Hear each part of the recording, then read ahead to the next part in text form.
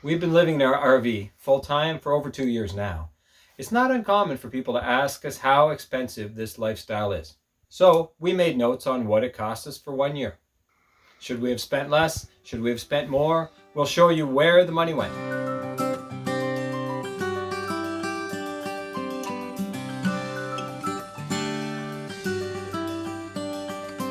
Here it is, the final tally. We're not going to keep you in suspense or tell you to stay tuned until the end for the big reveal. $23,200. This is Canadian dollars, and all the numbers that we give in this video are in Canadian dollars. That is what we spent for our first year of full-time living. Let's break that down into categories now. Campgrounds were our biggest expense, and groceries came in second. The third highest cost for us was gasoline, followed by insurance payments, entertainment, restaurants, maintenance, and propane make the list too, but they're rather small compared to our big four. There were other little things that we didn't include in the list, such as alcohol, shoes, haircuts, and such. Propane was only $60 for the year. And personal items such as buying clothes will differ dramatically for each of us. So, campground fees added up to the largest cost of the year, $8,061. During the 2022 calendar year, we spent 276 nights in organized campground sites and 89 nights in free spots such as mooch docking, rest areas, boondocking, and such. Doing the math, that $8,061 spent over 276 campsite nights averages out to $29 per night. That's pretty darn good. It's not easy to find a campsite anywhere these days for a price as low as that. We kept the price low by choosing long-term stays for much of the year. The winter in Florida was paid on a monthly basis, and our summer in Ontario, Canada was spent in a seasonal site.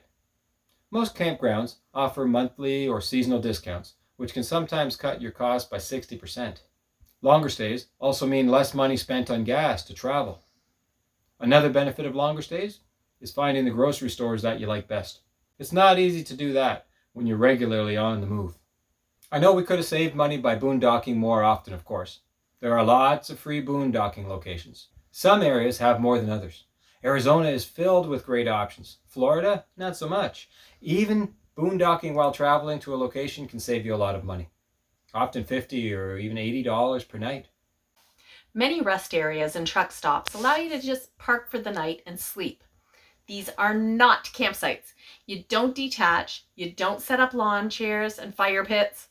But during travel, we've enjoyed just pulling over to one of these locations, going into the RV to prepare dinner and catch some sleep for the night before continuing our journey the next day. Not traveling so far saves on gas, obviously. We've covered a lot of ground during the year from southern Ontario, then Florida, and back to Ontario. Then we got started toward Yuma, Arizona at the end of the year. That's a lot of kilometers and a lot of gas, and a lot of wear and tear on our vehicles. If we chose not to travel so far, that could have saved some more money. I like to do the math and get a feel for how much it actually costs to run our truck. We drove about 19,000 kilometers during the year, with the total gasoline cost of $4,386. That averages out to 23 cents per kilometer. Certainly a higher rate than most people pay with an average fuel-efficient car. But it's a good average for our half-ton truck and the trailer being towed behind us during many of the trips that we were on. Our grocery bill covers the two of us for 10 months, and during the summer, our grandson David is with us, so then we're a group of 3 for those 2 months. With our whole year's grocery total at $5,362, that's about $103 a week. We don't use restaurants very often, having spent on average only about $16 per week eating out, so I'm pretty happy with our grocery bill. The last major expenditure for us was our insurance policies. There's insurance on the truck, insurance on the trailer, life insurance, and an emergency medical policy for the time that we spend in the USA. We spent $3,508 in total for all 4 of our policies. Maintenance costs on the truck and trailer were really low this year. We only had oil changes and wheel bearing lubricating to do all year long, and that kept our yearly cost down to a mere $235. It was a year of good luck and nothing needing to be repaired.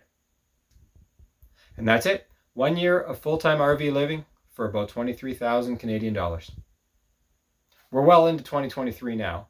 We're still in the habit of logging all of our costs, and it looks like this year will be a bit more expensive, but not drastically more.